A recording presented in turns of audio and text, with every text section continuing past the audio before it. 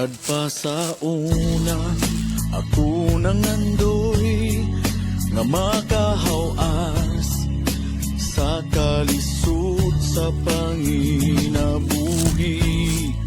Apanon saon nga pobre man lang ang namatan ko nga ginikanan.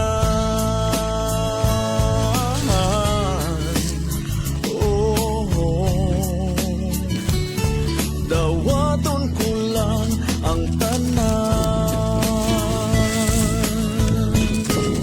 Apan bisan pa ni anang tanan, nagmalipayo ang akong nanay, tatay, igsuon.